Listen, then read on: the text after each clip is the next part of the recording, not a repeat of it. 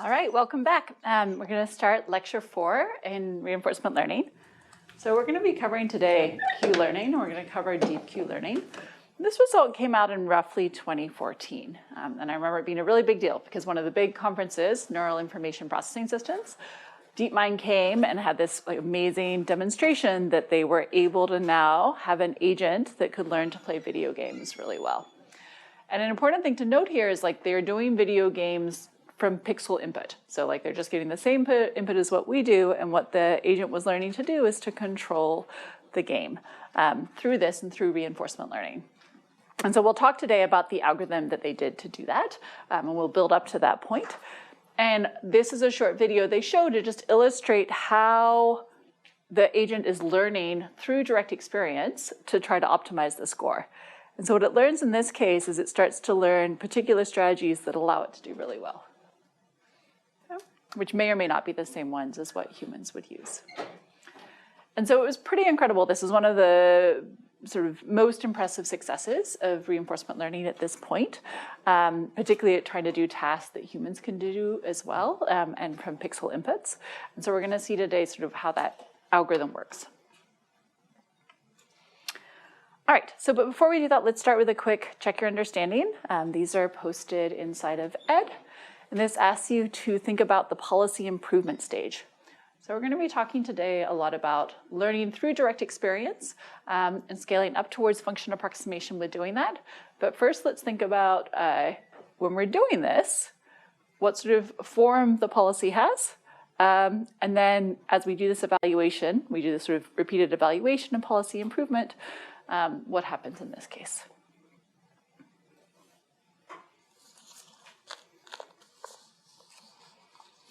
And these are the first two questions on the polls.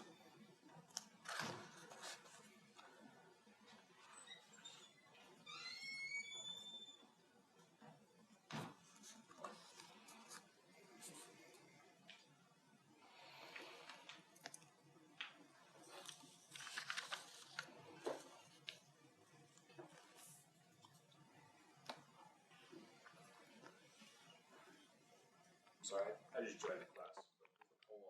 It's on Ed. Yeah. What's your name? Thanks, yeah. So if anybody's is new to the class, you can go to Ed. You should be able to get to that through Canvas.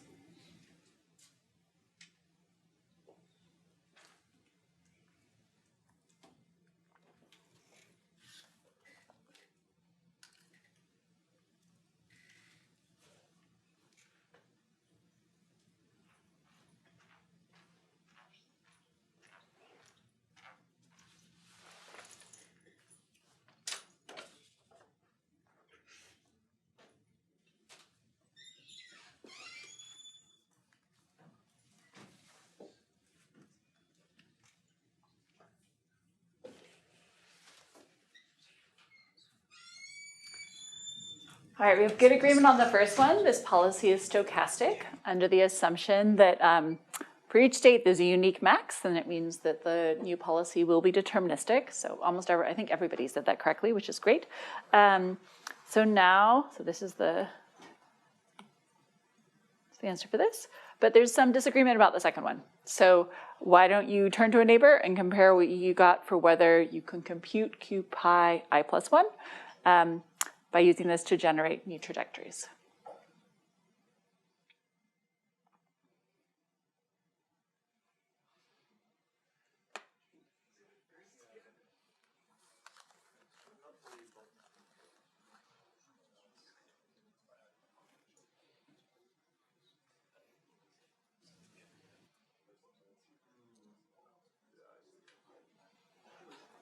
And remember, what I mean by this is I want to know whether or not you can get the state action value for every state and action pair under this new policy. So I want to know if you can compute Q of SA under this new policy.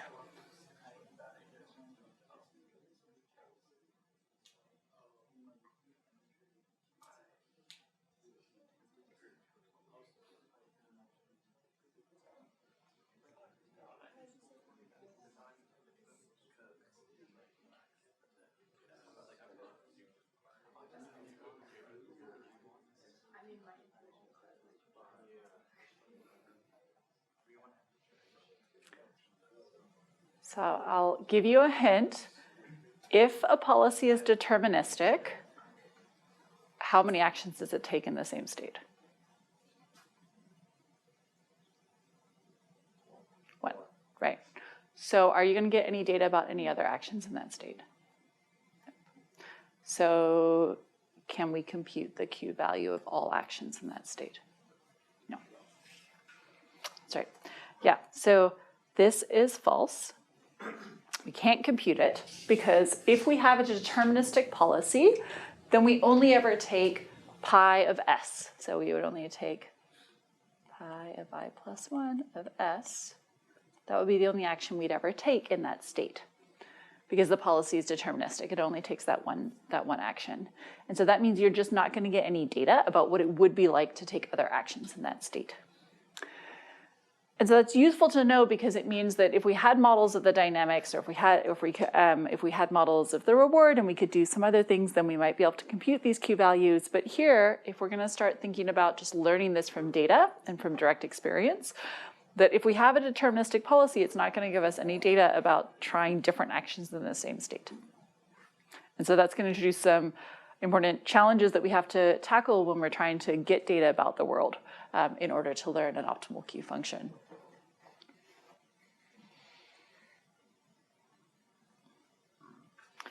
Great, so what we're going to be doing today then is try to think about building on what we learned last time about policy evaluation, where we're trying to learn directly from experience to be able to evaluate how good a particular decision policy is.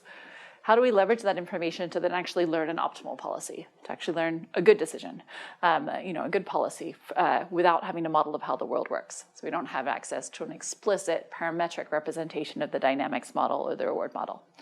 And then we're also going to talk about value function approximation, and in particular, we're going to talk about Q learning with deep neural networks, aka DQN, which led to this really seminal result in having machines that can just play directly from vision to learn how to play games like Atari.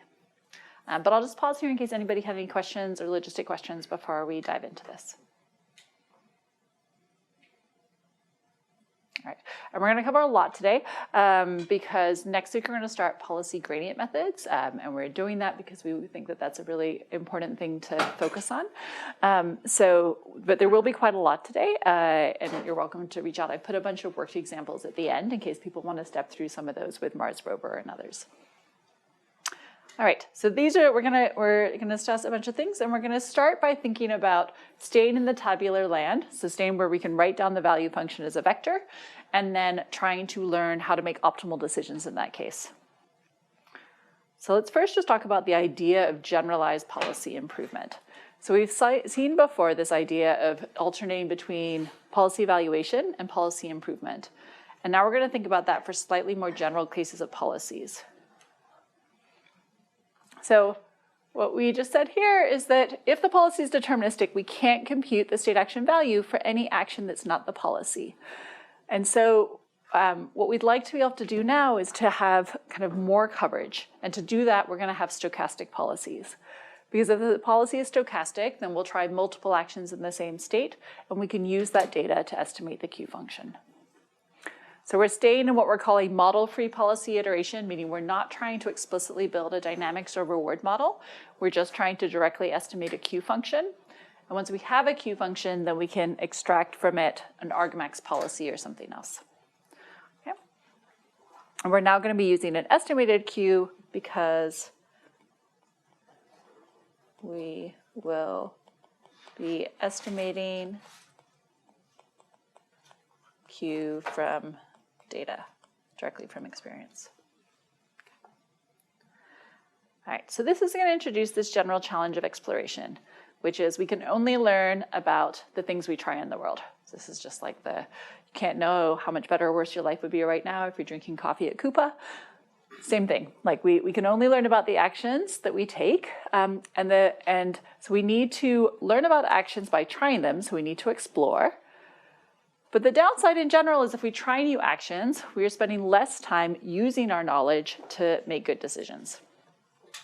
So you might imagine that you can act randomly always, and that would work for learning a lot about the world and learning a lot about Q functions. but you wouldn't be acting using that knowledge to try to gain high reward.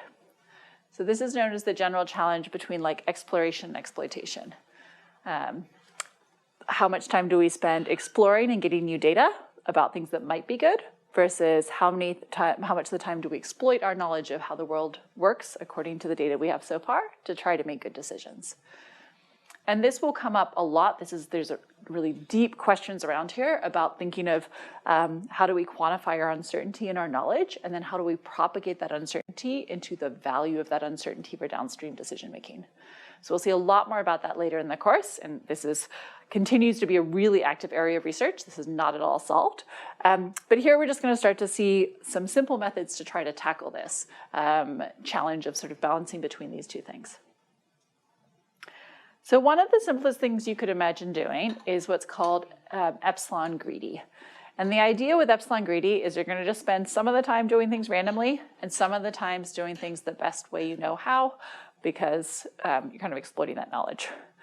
So if we just have a finite number of actions, because right now we're still in the tabular case, so we just have a finite number of states and a finite number of actions, then Epsilon-greedy policy says with high probability, so we have some epsilon here. Epsilon's going to be less than 1. It could be like probability, it could be 0.1, for example. So with high probability, you're going to take whatever action maximizes your Q value in your current state. So you're going to kind of exploit your knowledge for whatever your state action value says, and you're going to do that with probability 1 minus epsilon. And then otherwise, you're going to take an action at random. And so when you pick an action uniformly at random, it might be the same one as the argmax, or it might be a different one. But either way, the main idea is that essentially you spend 1 minus epsilon percentage of the time being greedy with respect to your knowledge, and epsilon percent of the time acting randomly. So it's like, maybe you say like, okay, I'm committed to trying out new things at my restaurant, so once a week I will try a random dish, and the other 6 days I'll pick whatever I like whatever I've liked in the past and has always been good. So this is a pretty simple strategy. This is not trying to have a deep notion of uncertainty or trying to quantify that, but nevertheless, this can be pretty effective. So in particular, we can prove things about policy improvement with epsilon-greedy policies. So what we proved in the past is that if you do policy iteration, when you know the dynamics and reward models, you are guaranteed to monotonically improve. So each round of policy iteration, either you would stay the same, in which case you'd found the optimal policy, or you wouldn't change it, and in that case, or you would improve. But when we did that proof, we assumed policy improvement using a deterministic policy, and it turns out the same property holds with epsilon-greedy policies. So if your policy is always like an epsilon-greedy policy, you can also get this kind of monotonic improvement. So in particular, and I'm not going to do the full proof today, but I'll leave it in just for time. But what this shows here is imagine that you have a Q function, like you have some policy pi I, and you have a Q function which tells you the state action value for that policy pi I. And pi I is E-greedy, which means some of the time it acts greedily with respect to that Q function, and some of the time it selects an action at random.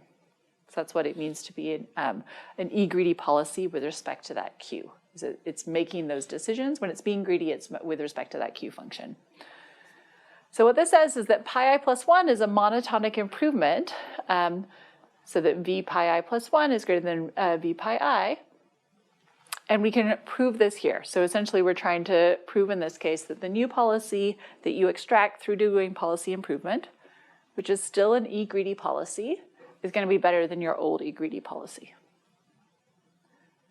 And the main idea is just to say you can kind of also do policy improvement when you don't have deterministic policies, but you have these kind of E-greedy policies, and you could still get monotonic improvement. And I'll leave that, I'll put that at the end for later post-proof. Okay, so this is just to highlight, like, here's one thing we could do, and we're going to see that this is actually going to be a pretty helpful thing to do. This is one thing we could do to try to get data about other actions. So we're not just taking a single action in a single state, but we actually have some probability of trying out multiple actions. And just to make that concrete, if you think back to our Mars rover example, there are only 7 states, So if you act in it for a long time, you'd repeatedly reach the same states. What this E-greedy policy is doing is saying, like, even when you get to the same state, you might take different actions. And so over time, you're going to get data that allows you to estimate the Q value of that whole policy. So now what we're going to see is how we can use these ideas of kind of E-greedy policies to actually do control. So what I mean by that is that we're going to try to learn optimal ways of acting in the environment. And we're going to have the same scenario as last time. So we're going to either have Monte Carlo approaches, where we simulate in the world, and then we use that to try to improve, or temporal difference approaches, which more directly try to use the Bellman and Markov structure. Okay, so let's start with Monte Carlo. So remember what we had before. We used to have this Monte Carlo policy evaluation algorithm where we would repeatedly loop. We would sample the kth episode.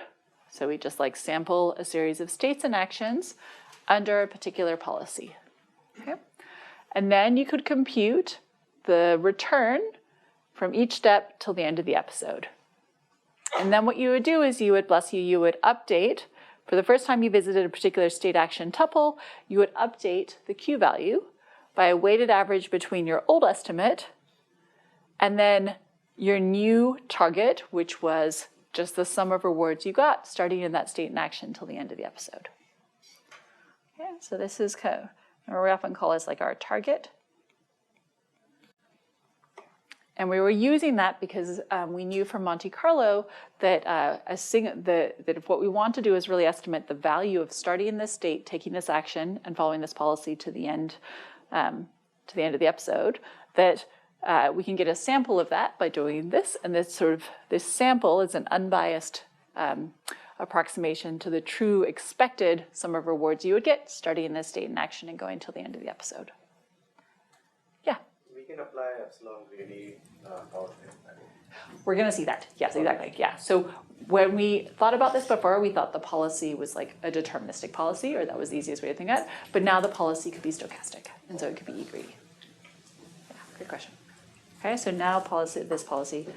Okay, good. Well, here, we'll go on to the next one. Okay. So this was Monte Carlo policy evaluation.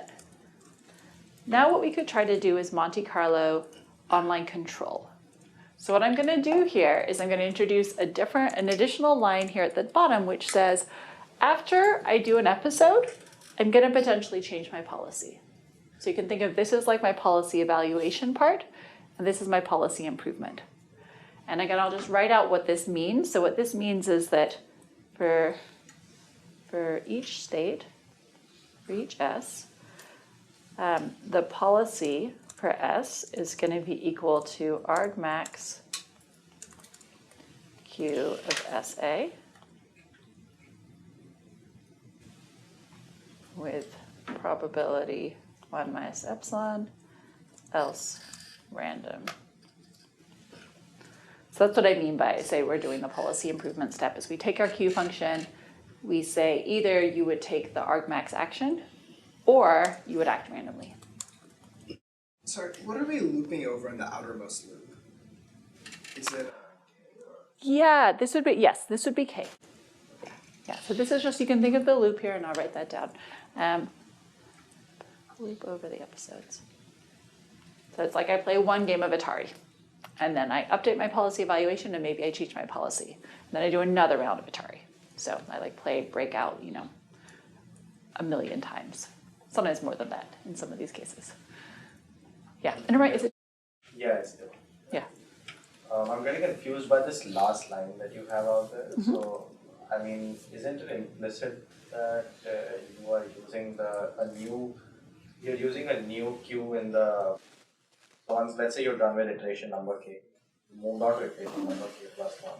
When you're sampling the next episode, you're using the updated Q, right? Great question. Okay, so maybe I should, so what this says here is that initially you construct, so your Q initially is 0 everywhere. You could initialize it in some ways, but your Q is 0 everywhere, and you're going to slap something that's E-greedy with respect to that. Now, if your Q value is 0 everywhere, it means that all of your actions are tied. You have no information. You basically are just acting randomly. What this says is that the way we act is always with respect to our current policy. So the first time, we can think of it as like motor babbling, right? Like your agent will just like randomly press buttons. It'll move over the screen. It'll do that till it wins or loses the game. And then it will update its Q value. And what this is saying is that the next time, you're going to change what that policy is that you're using to act. So hopefully it won't babble quite as much. It's like, oh, well, sometimes I hit something and then I got an increase in the points. So maybe I'll try to do that action again. Is the policy guaranteed to one of the Great question. Okay, so I've not said anything about that yet. I haven't said anything about what the properties are of this. Yeah, in the back, and remember your name. Is it required to do this on policy, or could you do this off policy, like collect a number of demonstrations and then update it later? Great question. Yes, you can definitely do off policy, and we'll see that in a couple slides. Yeah. Okay, any other questions? These are great. Okay, so you should be skeptical that this is necessarily going to do anything reasonable, but it's certainly something you could run, right? Like it's something that you could write down in a computer. So this is a process. So then a question would be, and I put some, this is an optional worked example, you can go through it just to think about like how it would actually update these. So some important properties are, how expensive is this? Does it converge to the optimal Q star? As well as what is its empirical performance? Let's think first whether or not we think this is a good idea, and whether or not we think that this procedure here is guaranteed to become a good estimate of the optimal Q star. So this is another check your understanding. It's on Ed. But what I would like you to think about here is that given the process I've just shown you here, do you think that the Q value we're computing is an estimate of the current policy? And do you think it will ultimately become Q star? And if you think it might or might not under some conditions, that's fine too. You can put that in there. Yeah. K. Like K changes with each loop. That's right.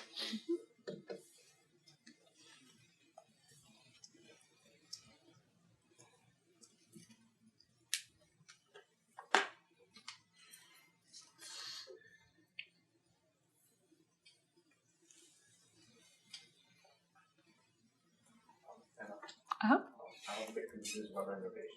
What is Q pi k? Q pi k is the true state action value function for the pi k policy. So what is expected discounted sum of rewards if you start in state S, take action A, and then follow pi k. Yeah, thanks for the clarification.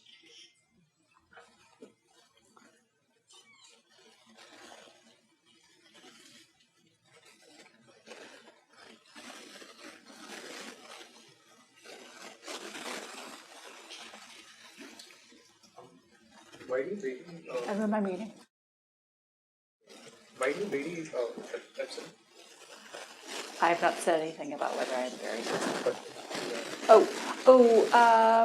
You're setting it Epsilon. Oh yeah, here I am. Yes, I don't understand. Yep. Why are we doing it? We'll talk about that. I forgot that I had already put that in there. Yeah, we can talk about it.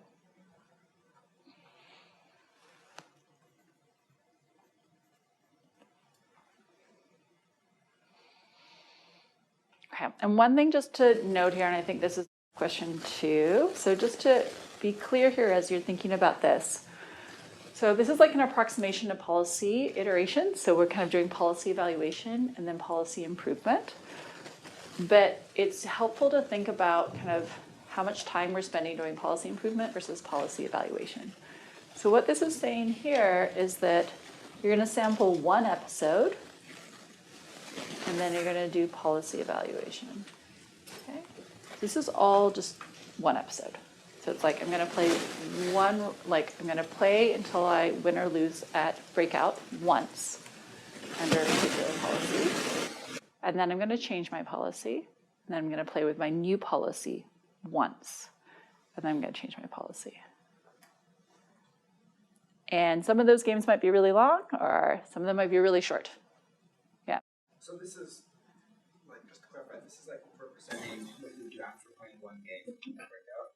So then, I think I might just be confused, like, what the episode is, because when they're just, like, if I'm playing a game, the episodes just follow one after the other. So isn't there's just one Kate episode? There's one kth episode. Yeah. So like K is like I play. So if K is 1, I'm gonna play my first game, and I'm gonna play it until I win or lose, or until the game, the game ends. So maybe breakout finishes, or maybe I'm playing Tetris and like I fail and I dies. And that is 1 episode. And I'm gonna use that to then update my queue function. Then I'm gonna change it and say, okay, well my next round I'm gonna play differently. And then I play Tetris again until I fail, and then I see what the total points are. I update my queue function, and I repeat. And some of those episodes might be really short. So maybe the first time, particularly for these agents, the first time they play Tetris, maybe they lose in like 10 steps. Might be a really short step. Later, maybe they play for a long time. But in general, I've not told you anything about how long these episodes are. They might be really short, but they might be really long. Okay. And I think one useful way I find to think about this is that think about if they're really short. Like really, really short. Like I take 2 steps and I just fail. I did something really dumb. So in that case, think about whether Q would be a good estimate of Q pi k. Like would it be good if you've only seen 2 states, or would it be pretty bad?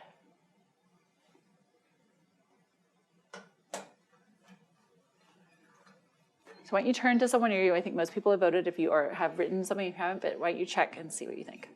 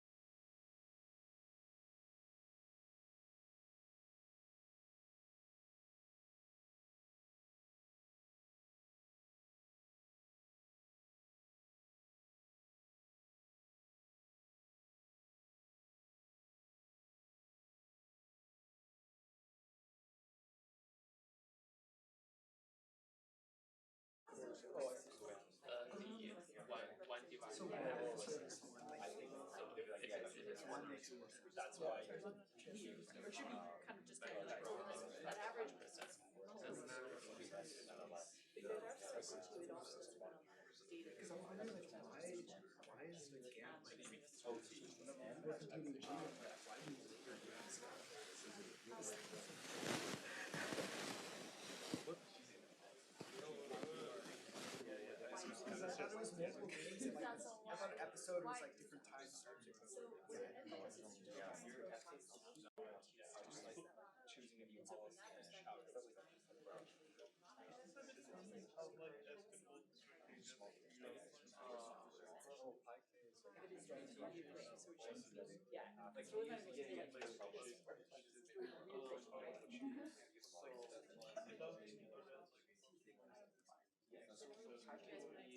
No, there's even a. Actually, no, I don't think so. There's a right now Epsilon is like when you explore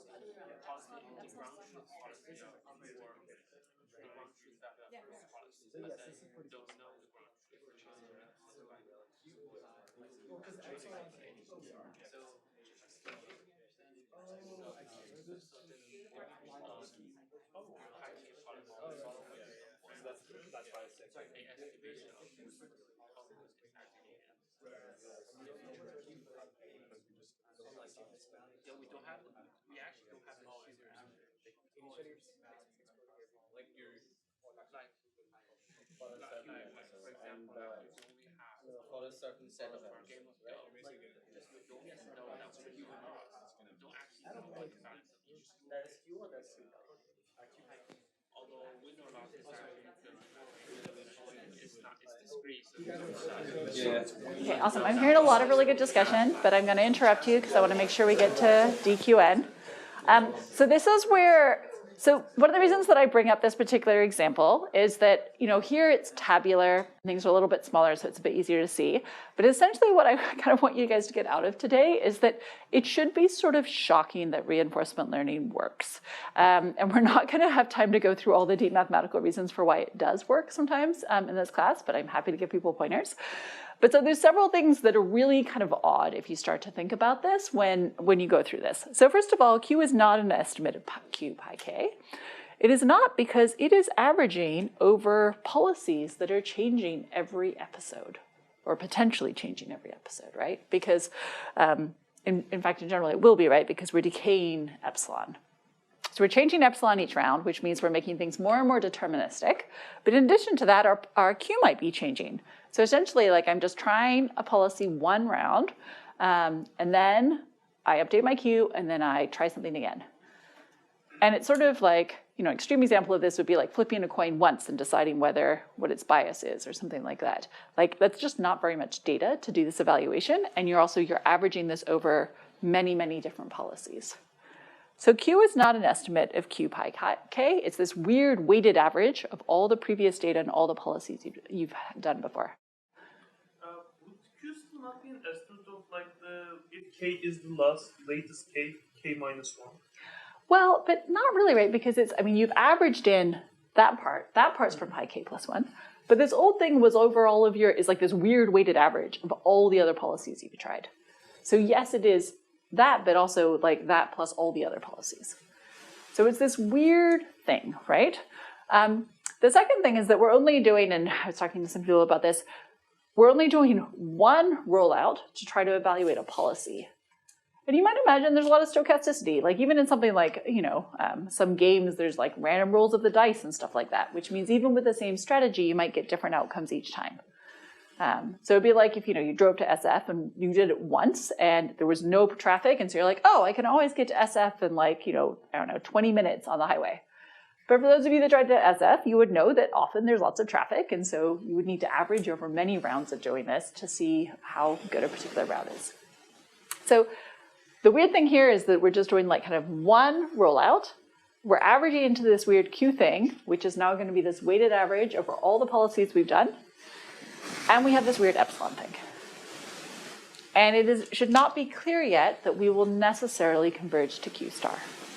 Like we are getting more and more deterministic over time because we're reducing epsilon. So we're reducing epsilon here towards 0. Eventually we're going to converge towards something deterministic. But you may or may not be convinced yet that the thing we're going to converge to is actually Q star. So fortunately, there are some sufficient conditions under which we can guarantee that this sort of thing will converge to Q star. And it's quite beautiful that this works. Okay, so one is what's called greedy in the limit of infinite exploration, or GLIE. So the idea in this case is that if you can ensure that all state action pairs are visited an infinite number of times, meaning the number of counts that you have for a particular state and action pair goes to infinity for all states and actions. This is for all.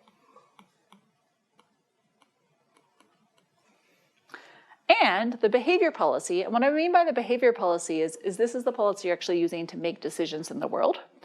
And it will be important, there'll be distinctions between this and other policies soon, which is why we call this behavior policy. So if you sample state action pairs an infinite number of times, and your behavior policy converges to the greedy policy, which means that asymptotically, the action you select in a state is exactly equal to the argmax of your Q function with probability 1. So you're just getting more and more deterministic. So then you are being greedy in the limit of infinite exploration. That says that you're exploring everything an infinite number of times. You're always continuing to try all actions in all states, but you're getting more and more deterministic. So this is what it means to be GLIE. If you have a GLIE algorithm,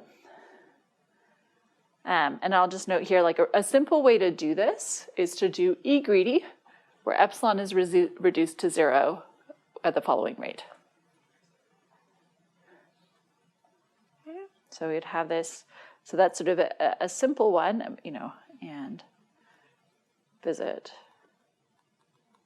all states.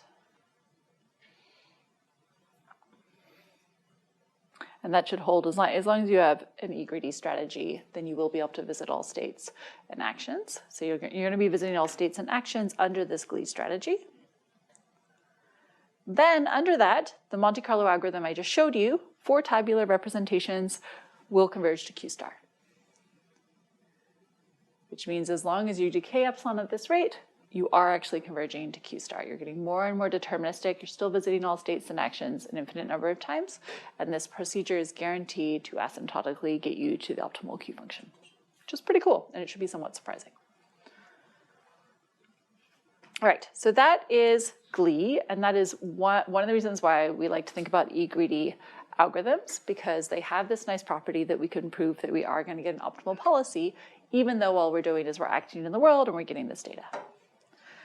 Now, what you should be thinking about at this point is that, all right, here's the Monte Carlo approach to doing this. There's probably going to be a temporal difference approach to doing this, and that's what we're going to see now. So now we're going to look into temporal difference methods for control. Okay. So one of the interesting things is that there's going to be 2 different types of algorithms that we're going to focus on for temporal difference for control. And the idea in these settings is that we're going to alternate between 2 steps. Again, kind of this policy evaluation versus policy improvement.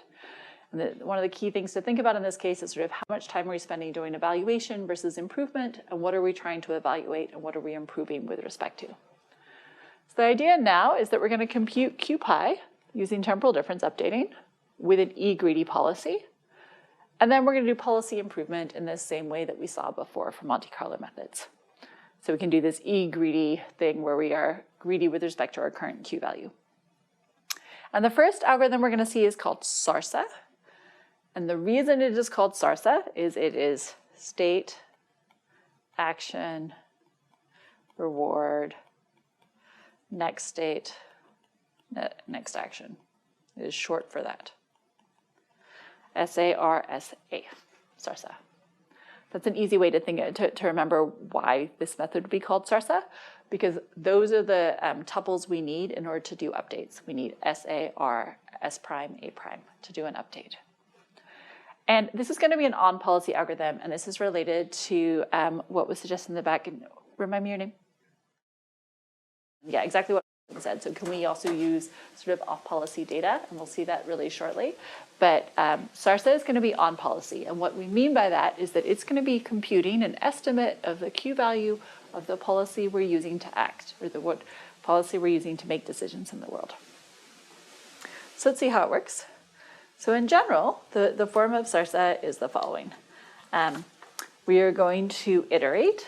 Our loop is going to be such that we start off, so this is we start in some state, this is the S, we take an action A, we observe reward in the next state, and then we loop. And we take the next action still according to the same policy. Okay. And then what we're going to do is we're going to update our Q function given this tuple of SARSA, essentially. And what we're going to do in this case is it's going to look similar to what we saw before. So we're going to have our updated one is our old value plus alpha, so this is like our learning rate, our target,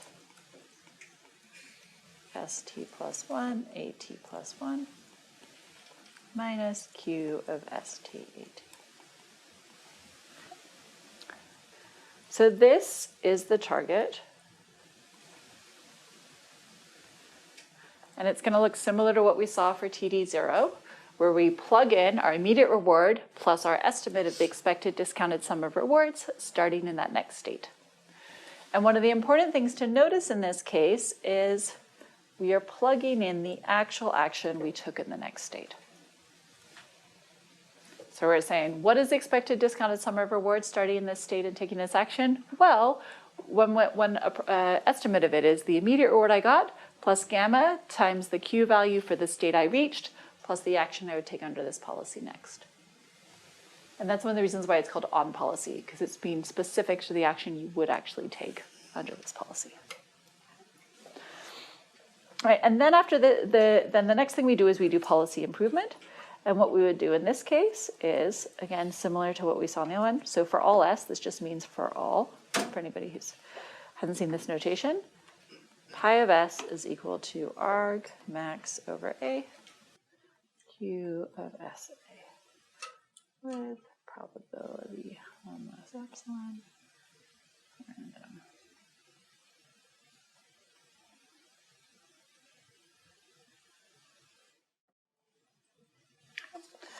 And then what we do is we update our time step, we update our epsilon, and then what we're going to do is just repeat. So then we're going to go to the next, we're going to take our next state, take an action, and repeat this updating.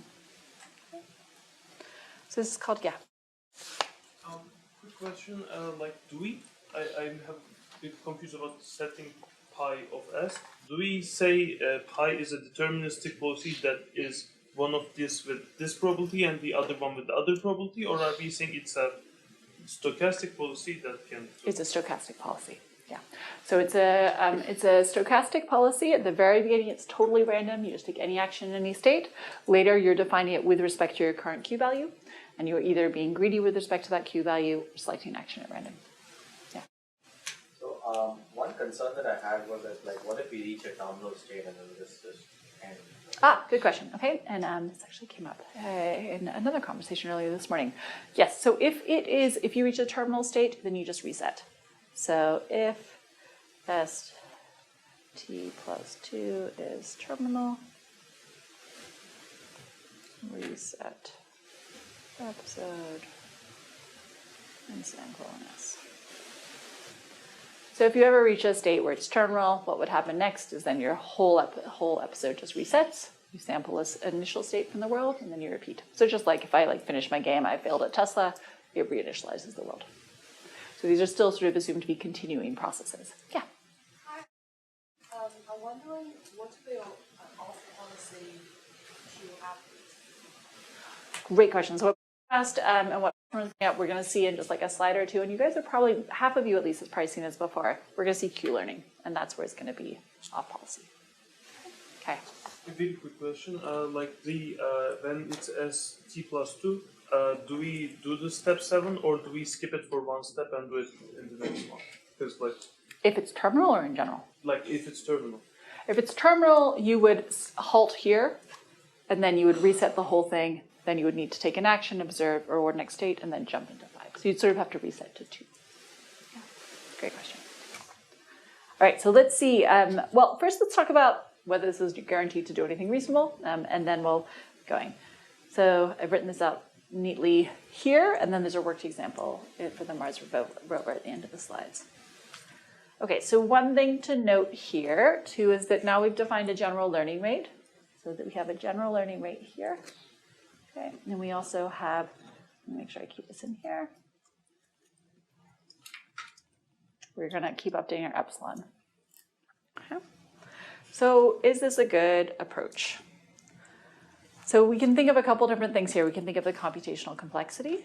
So here, after each tuple, we're doing an update. And in fact, we know that that's in general only going to change the Q value for the states and the actions that we're updating. So we just are sort of doing that small update each time. We don't have to sum over all the states, so there's nothing that depends on the state space size per update. But of course, we're doing this many, many, many times. Does this converge to the optimal Q function? So what we have here in this case is we have this weighted combination between our last Q function and like this new target. And again, Q is an estimate of the performance of a policy that might be changing at each time point. So it's similar to Monte Carlo, like we're constantly changing the policy in this case. And so that should feel a little bit concerning. And empirically, it often does quite well, but Q learning is more popular. Okay. So what are the convergence properties? So it turns out that in terms of some of the mathematical formulations, this relates really strongly to stochastic approximation. And this is a deep literature with lots of really amazing results. Kind of in the finite state and finite action case, it's going to converge to the optimal Q star for SARSA if your policy sequence satisfies the condition of GLIE. So we're going to visit all states and actions an infinite number of times, and we're getting greedier and greedier over time. And we have to put in a condition about the learning rates, the step sizes. So in particular, they have to satisfy the Rubens-Monroe sequence. So they have to satisfy these two things, which is their sum goes to infinity and their square is less than infinity. And we've seen this before. And an example of this would be AT equals 1 over T satisfies these conditions. So these results really sort of rely on these really nice results from stochastic approximation because it should be a little bit surprising. You can think of this as like kind of there's these mixing processes that are going on because our policy is changing, our estimates are changing. How can we be sure that it's essentially going to be stable enough that over time we're actually going to converge to something that's both fixed, like we're not just going to oscillate forever, and that it is optimal. So it should not be at all clear why this would necessarily work. This is where we sort of rely on those results from stochastic approximation, but also had to be extended to think about these particular cases during a number of really beautiful papers from the 1990s. Okay, so those are the 1992 and 1994 papers that show this. Okay. So there's some really cool results that illustrate why this is possible. Okay, so SARSA for tabular settings under some mild conditions is guaranteed to converge to Q star. So now let's see if we can do off-policy learning. So off-policy learning is the idea that now we're going to be trying to estimate and evaluate a policy using experience gathered from following a different policy. So far we've been thinking about like Monte Carlo methods and SARSA, where we're at least sort of kind of trying to always approximate the value of the most recent policy or averaged over all those policies. But now we're going to explicitly be trying to estimate Q star at all time points. Okay. So in Q learning, we are going to try to directly estimate the value of pi star, which remember we don't know, because if we knew what pi star was, then we wouldn't have to do any of this learning, with another behavior policy pi b. So we're going to be acting in one way, and we're going to be trying to use that data to estimate the value of an alternative policy. And that's what Q learning does. So in Q learning, the key difference is that instead of trying to think about what is the action we actually took on the next time step, we're just going to figure out what is the best action I could have taken. Because we know for the Q star value, it is the estimate of the optimal expected reward you could get if you take the current action and then act optimally from now on. So really you would normally like to have something like this. So sum over S prime probability of S prime given SA times B star of S prime. That's what you'd have in like the Bellman equation. And what we're going to do here, what Q learning does, is it approximates that by this max. And that is different than what SARSA does, because SARSA used the actual action.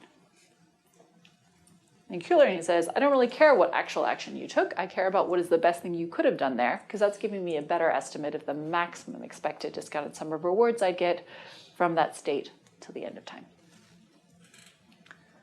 So that is what Q learning is doing. So it looks really similar to the SARSA update, but our target is going to be the reward I got plus the best reward that I think I could have achieved from that next state. All right, so then we get an algorithm that looks extremely similar to what we saw before, but we have this max over the next action. And then I'll just make sure, I think I forgot to write that here. So whether we're doing Monte Carlo or SARSA or Q learning, in all of these cases, we're interleaving, gathering some data under our current Epsilon-greedy policy, and then using it to update a Q value. And because we don't know what the actual Q function is, we're sort of doing this weighted approximation between our current estimate of the Q function and the target that we just put in. And we do this over and over and over again. So similar to SARSA, the conditions to make sure that Q learning in the tabular case, so things get a lot more complicated once we go into the function approximation case, but in order for tabular Q learning, with E-greedy exploration to converge the optimal Q star. You again need to visit everything infinitely often. Your step sizes has to satisfy the Robbins-Monroe sequence. And one important thing to notice here is that you couldn't estimate Q star without being GLIE, which is different than SARSA, because you're always doing this max.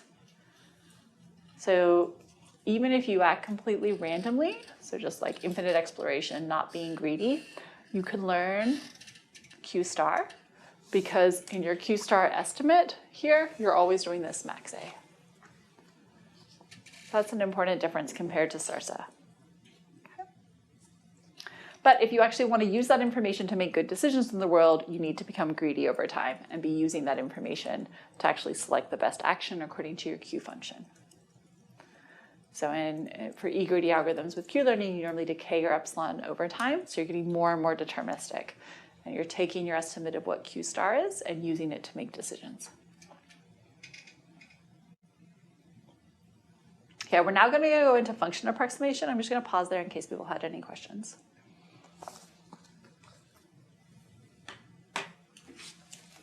Yeah. So for either using SARSA or Q learning, when you converge, does it converge to a stochastic policy or deterministic policy? Great question. So if there are no ties in your Q function, like as in like for any action there is, or any state there is a uniquely best action, it'll converge to a deterministic policy. If there are ties, it'll generally pick between those arbitrarily. There'll be like an infinite number of optimal policies if there are ties in your Q function. Great question. All right, so now what we're going to do is we're going to layer on function approximation on top. So this was all assuming that we just had this table where you could write down the value for every state and action separately. And now we want to use function approximation so we can start to do problems like Atari. So the motivation for doing this, and I know for those of you who've taken machine learning, this is probably clear, but it's nice to think about what this means in the context of reinforcement learning. So what are the things that we might be storing or trying to manipulate?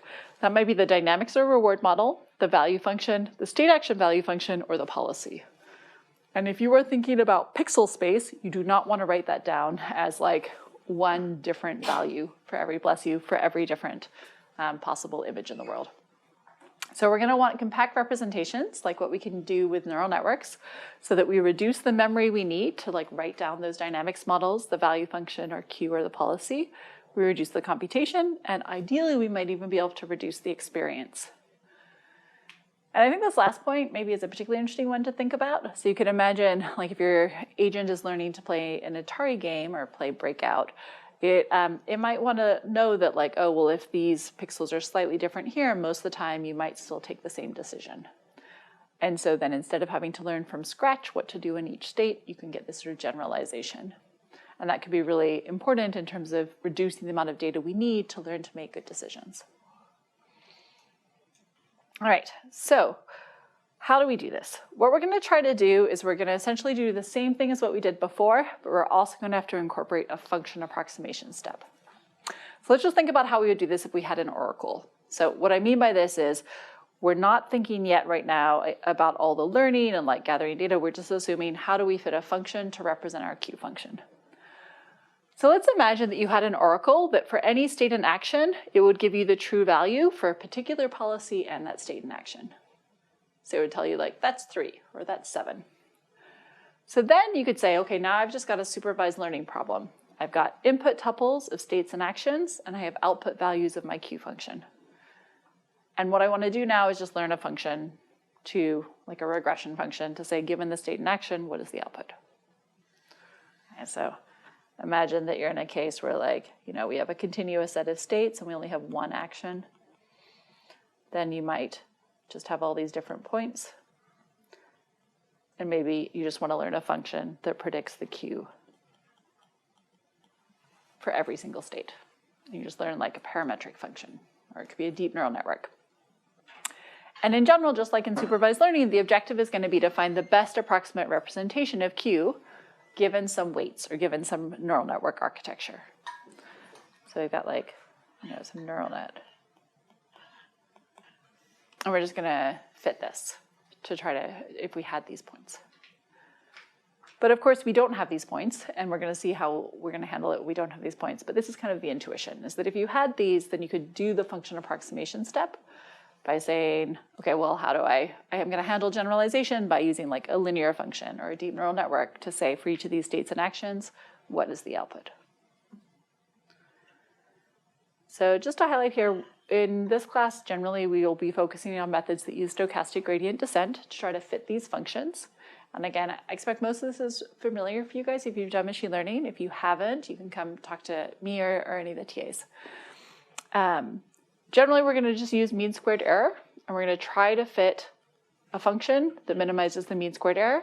We're gonna do gradient descent to find a local minimum, and we're gonna do stochastic gradient descent just to compute an approximate gradient. Right. So in this case, I have here is just to write that out really quickly. You would have something like this. You'd have WJ. It's just the derivative of this. I'll write it like that. So I'm going to take this equation star, and I'm just going to take the derivative of it, which is going to be 2.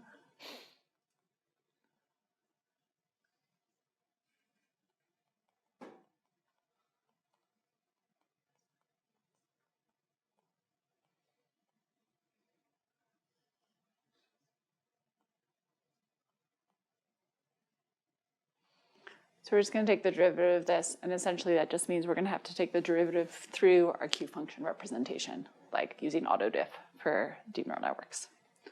And then we can use this to update our weights. All right, so we'll do stochastic gradient descent to do this. And the main thing is that that's what we're going to be doing to plug in order to do policy evaluation, in order to do control. So of course, in general, we don't have those. We don't have for each state in action what the Q value was. If it was, we wouldn't need to do any learning. We need to learn that from data. And so the idea is that we're going to do model-free state action value function approximation. So just like what we've been seeing before, we're doing model-free state action value function. Now we're going to actually do that, but just do an approximation, where instead of writing it down as a table, we're going to write it down with these parameterized functions. Okay. So the idea now is, like, similarly we just saw before all these methods, either where we use Monte Carlo methods or temporal difference methods to try to do these approximations. Now what we're going to do is that when we do the estimate update step, we're also going to fit the function approximator. So just like in the algorithms we saw before, where we do like policy evaluation and policy improvement, now when we do the policy evaluation, we're also going to just refit like our whole Q function, for example. Okay, so let's see how that could work. So for Monte Carlo value function approximation, we're going to remember that our return G is an unbiased but noisy sample of the expected return.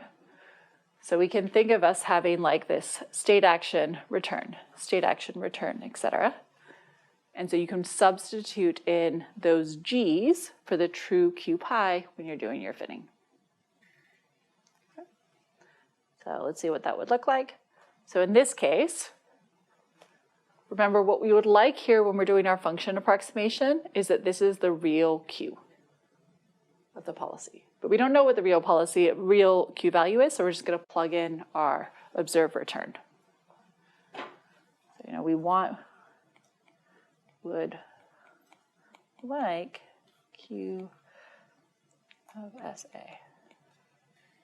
But we don't have that, so we're going to plug in the return that we just observed. And then we'll just do the derivative. We'll be plugging that in for our derivative, and then we update our weights using that derivative with respect to minimizing the mean squared error. Okay. So this would just be for policy evaluation. If you have a fixed policy, you would just do this at each time point. So after you get a return, then you would update your Q function. You do this many, many times. And for some of you, this might start to look redundant, but I think it's just useful to see that essentially the structure of all of these algorithms, whether it is policy evaluation or tabular or function approximation, is extremely similar.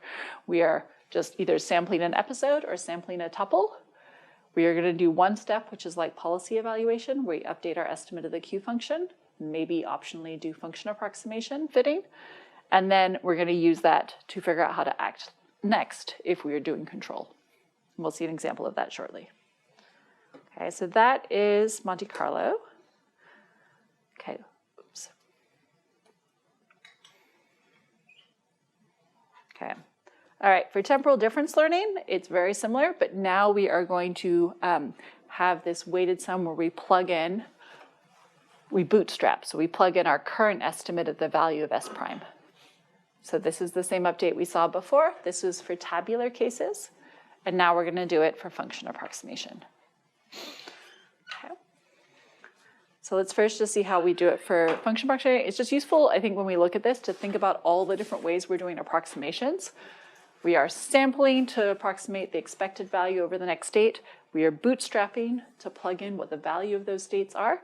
And now we're also going to do function approximation because we're going to represent the value of a function with some weights. Okay, so we're going to have these weights. All right.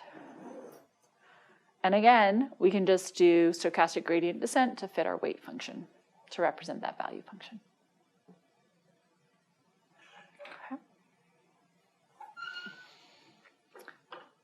And so you'll get something like this, where as long as if you're in a terminal state, you'll restart the episode.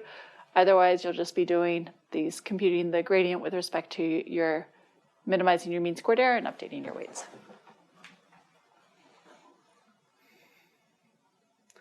And then we'll see how we do this for control. So for control, it's going to be very similar. Now what we'll make sure to do is we're always going to be using the Q function instead of the value function. And we're now often going to be doing off-policy learning again, like Q learning. So we'll again do stochastic gradient descent with respect to our Q function. We're going to sample the gradient, and we'll have an algorithm that's very similar to the one we've seen before. So we can either use SARSA, where we have our Q function, where we always plug in what is the actual action we took next, or we can have Q learning where we plug in a max over the next Q function. And raise your hand if you've implemented deep Q learning before. Okay, so one person, but most people not. Yeah. Okay, so you can imagine in general this is any form of function approximator, but often this is going to be like a deep neural network.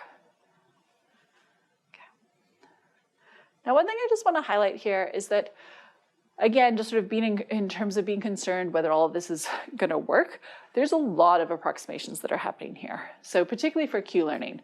And it's led to what Sutton and Bartow, the authors of the book that is the optional textbook for the class, called the deadly triad. And what they say is that if you are doing bootstrapping, meaning that you're plugging in an estimate of what is the value of the next state, and you're doing function approximation, like you're using like a deep neural network or a linear function, and you're doing off-policy learning, where you are acting in a different way than the data you're getting, under those cases, you may not converge at all. Like your Q function may oscillate, you may not converge to anything, and you are certainly not guaranteed to converge to Q star. So it's just good to keep in mind that that could occur. I think for some intuition for why this can occur, the Bellman operator, if you think back a couple lectures ago, we proved as a contraction, meaning that as we apply it repeatedly, we went to this fixed point in the tabular setting. But the problem is that like when you do a Bellman backup, that operator is a contraction, meaning that if you apply the Bellman operator to two different things, their distance gets smaller afterwards. Value function approximation fitting can be an expansion, which means if you take two things and then you try to do value function approximation, like you feel aligned to this one and aligned to this one, the distance between 2 points afterwards can actually get bigger than before you did the value function approximation.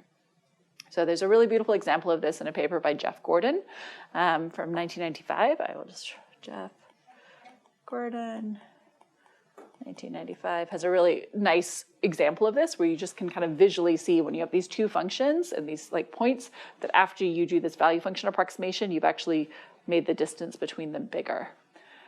And so that means that you have this thing where you're kind of alternating between something which you know is a contraction and driving you towards a fixed point, and something which might actually amplify distance differences. And so because of that, it's not always the case that you're guaranteed to converge to a fixed point. So this is something important to know. However, I think it's also kind of it's an important part of the history of the field, in that in the 1990s, there was a bunch of work showing that this could occur, that like even with some really simple settings like linear value function approximators, where you just approximate things with a line, that sometimes you could get these kind of oscillations or lack of convergence. And so people were really concerned about using function approximators with reinforcement learning. But then what happened is that DeepMind showed, well, actually, there are some ways to tackle this, and we can do really amazing things with it. And so I think it's a useful lesson from history over the difference between like, well, what can occur in maybe some sort of hard, not ideal cases versus what actually occurs in practice. And so we shouldn't let like sort of some of the negative examples limit us from considering what might work in some other scenarios. So let's see that now. Let's see DQN. Okay, so the idea with DQN is we're going to use these ideas to actually play Atari. So we're going to take in images of the game, we're going to use convolutional neural networks, and we're going to have a really big deep neural network to represent the Q function and do Q learning with it. Okay. So the idea was, well, we knew that sometimes like Q learning with value function approximation can diverge, and there's a number of different issues. But one of them is kind of this stability thing. So we know that there's correlations between samples. Your data is not IID, which is what you would normally want for when you're doing function approximation. And the other is that you have this kind of non-stationary target thing, which is like when you plug in, say with TD learning, you're plugging in R plus gamma times the value of your next state. And that value of the next state is constantly changing as you get more data. So what DQN did is they said, well, look, what we're going to do is we're going to use experience replay. In particular, we're going to reuse tuples over time. And we're also going to get fixed Q targets. And both of those things ended up making a really big difference, particularly one of them. We'll see in a second. So the idea of experience replay is to say, in general, if I think about states that are nearby, their Q function might be pretty similar. And if I'm doing lots of updates, that's breaking my IID stuff that I want for my function approximation. So another thing you could do is just have a replay buffer of lots of all the different tuples you've seen in the past. And you could just sample from one of those and then compute a target value and then do stochastic gradient descent. And this might be really helpful anyway, just in terms of data efficiency, because it means that instead of like taking your data and using it once and then throwing it away, you keep it and then you can replay it, just like how we talked about sort of batch learning last time. So an experience replay can be useful because we're both replaying our data, and so we can sort of squeeze more information out of it. And also we can select from very different parts of the past history, which makes those updates more independent. Okay. So this is, and in general, we're not going to keep the buffer for all time. We might keep like the last 1,000,000 episodes or things like that. Okay, so that's one thing we could do. Now, the other thing is that if we think about what's happening in this case, the way we change the weights is going to be, in general, the weights appear here and here and here. So this target value is a function of the weights itself because you're using a value function approximation to represent the value of your next state. And so the problem is that in general, this is going to change on your next update because you've just changed your weights. And this can also lead to instabilities because if you think of sort of supervised learning, your XY pairs, your Y is changing even for the same X over time because you're changing your Q function. Okay, because this is a function of the weights, and so as the weights change, this sort of target value is going to change even for the same input. So the second idea is to have fixed Q updates. And what the idea here is, and so remember this is like when we say the target weights, this is going to be what we're using for target weights, is that the weights or the parameters we're using to estimate the value of the next state we reach, we are going to not update those as much. So we're going to have our target network using a different set of weights than the weights that are being updated. So you can see here that we have a W minus, meaning that like we're trying to make this more like supervised learning where we have a fixed output Y that is not changing while we're trying to update our W. And so if you think about sort of the example, we want to just sort of draw it like this. Here's our states, here's our Q function. Right now, we'd like to sort of make sure that these points, when we're like trying to fit a line, that those Y's are not changing a lot while we're trying to fit the line. And in general, because they're a function of the weights themselves, they might be moving and perturbing. And so what we're saying is, no, we're going to fix these. So you can think of this as just being, a fixed number for a while, and then do multiple updates on this W to try to fit that function. And so what that means is we just have to, we keep around these target weights and we keep around the other weights. And this allows us to do, this is what is called the fixed Q updating. So if we think about what this pseudocode would look like in this case,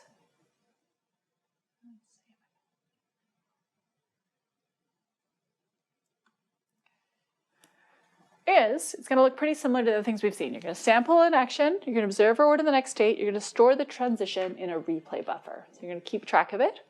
Then you're going to sample a random mini batch of tuples from the past. You're going to do something, you're going to keep track if the episode's terminated. Otherwise, you're going to say my target Y that I'm going to try to fit in my function approximator is my immediate reward plus the max of my actions of my Q function with my target weights. So I use my deep neural network to predict the value of that state action pair. And then I'm going to do gradient descent on the difference between these predicted Y's and my current estimate with my current weights. So this is just the function fitting part. And then you repeat this, and then periodically you update your target weights. Okay. And I just want to highlight here, there's a bunch of different choices to be made. You have to decide like what function approximator you're using. You're using a deep neural network. What's your learning rate? How often to update the target weight? How big should your replay buffer be? There's a lot of different choices that you have to make. All right, let's just take a quick second here to see if this part's, give a chance to think about this part. You may have just seen the answer, but that's okay. Which is, okay, in DQN, we're going to compute the target value for the sampled state, action, reward, next states using a separate set of target weights. So does that change the computation time? Does it change the memory requirements? Or are you not sure? I'll put that in here. We're now going to maintain two different sets of weights to do our function approximation.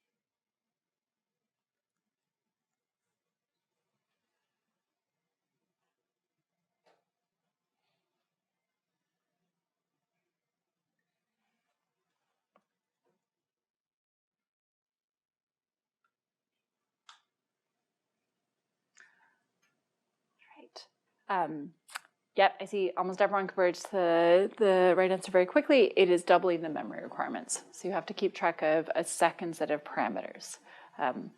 It does not change the computation time, it just changes the memory requirements. So we just keep around 2 copies of your deep neural network, one with the old weights, one with the new ones, and then the Q updating with respect to that is the same.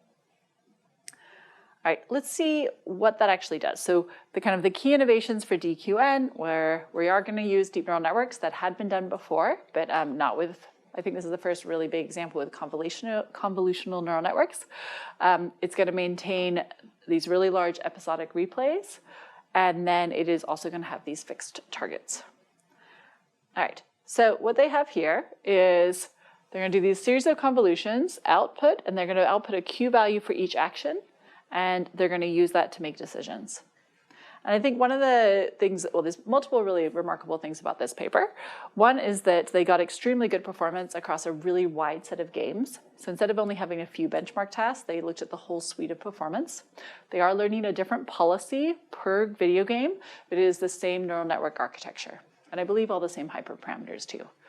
So the idea with that is to say, like, could we actually have sort of the same type of architecture in the same way that we don't swap brains when we do different tasks, but have the same learning algorithm learn to be able to do many different types of tasks. And so I think that was pretty impressive that they showed that that was possible. So you have the same algorithm, same hyperparameters, but it could, learn to do well in many different tasks.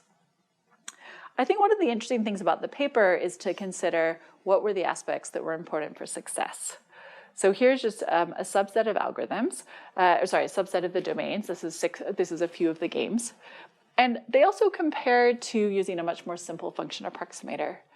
And what you can see here is that the deep neural network is not actually better, right? Like the deep neural network does not look better than the linear case.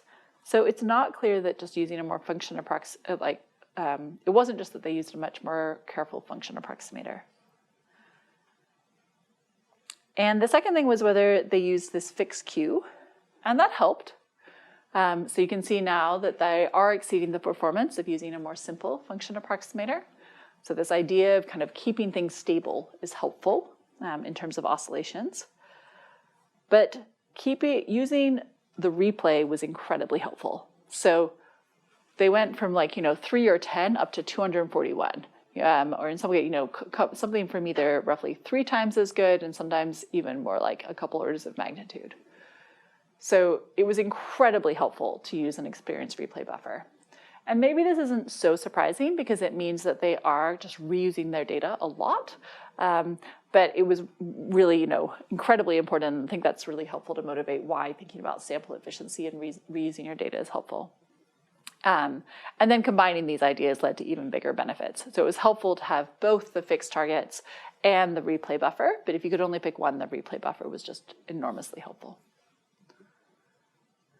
All right. So as you guys know, there's been an enormous amount of interest in reinforcement learning and deep reinforcement learning since. There was some immediate improvements kind of within the next year or two. One is called double DQN, and that also, it's a very simple change. It's maybe 1 or 2 lines, and it does increase some of the requirements but for memory, but it is a really helpful approach. So it tries to deal with the fact that you can get some interesting maximization bias issues, and happy to talk about that offline. But so there was a few different immediate next algorithms, but then there's been an enormous amount of work since, and I think it really led to huge excitement in how we could couple these with really impressive function approximators. So just to summarize, the things that you should understand is to be able to implement TD0 and Monte Carlo on policy evaluation, so things like we talked about last time. You should be able to implement Q-learning, SARSA, and MC control algorithms, again, in tabular settings. You should understand what are the issues that can cause instability, so things like function approximation, bootstrapping, and off-policy learning, and have an intuitive sense for why that might be concerning. And then also you should know some of the key features in DQN that were critical. And then next week, we're going to start to talk about a very different way to do things, which is just policy gradient methods. It is similar again to this. You can see how important policy iteration is. It's going to be similar to policy iteration, and it's kind of similar to policy iteration in Monte Carlo in certain ways and directly trying to work with the policy. I'll see you then.